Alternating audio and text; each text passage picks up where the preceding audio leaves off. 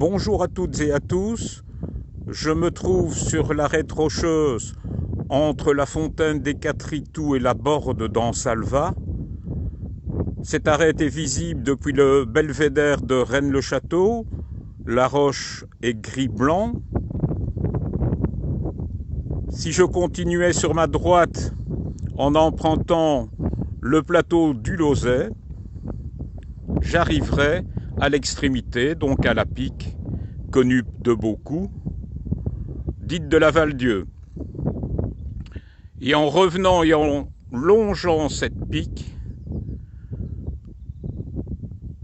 on a par exemple ce magnifique paysage, avec les éoliennes d'Alette derrière le village de Rennes-le-Château. Et sur la gauche,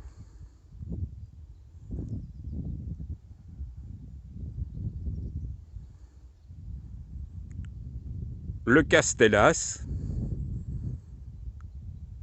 et la borde d'Ansalva évoquée, mais qui n'est pas visible puisque je suis ici entre les rochers de l'arête rocheuse. Si on revient en direction de Rennes-le-Château,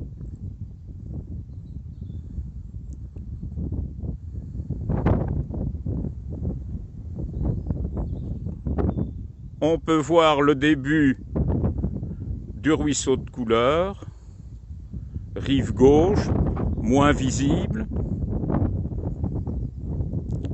avec la tour, ancien moulin du terrain Van Buren de la famille du président américain et des milliardaires bien connus.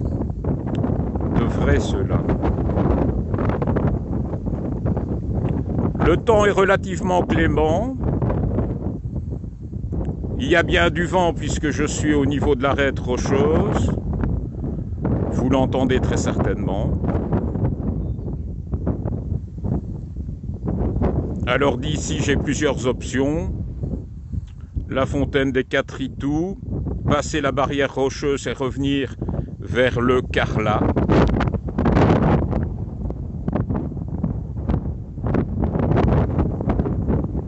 Ou continuer vers la borde d'Ansalva. Rebonjour à toutes et tous.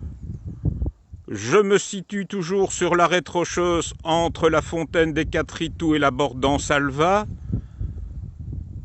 Je me suis un peu déplacé pour vous montrer la suite de ce qu'on peut voir depuis cette arête rocheuse. On reprend bien évidemment avec la vue magnifique du village de Rennes-le-Château. La pierre gris-blanc, début du ruisseau de Couleurs avec la tour, ancien moulin Van Buren.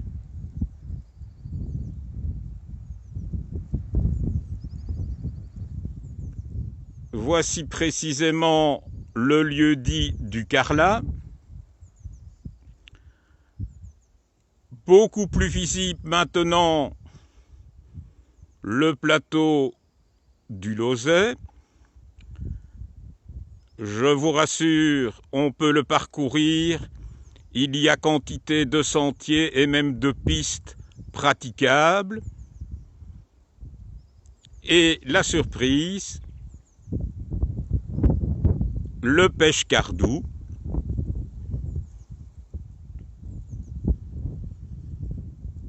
Soyez bien attentifs aux informations de la Gazette de Rennes-le-Château de demain lundi. On devrait mettre en ligne des informations sur le pêche-cardou.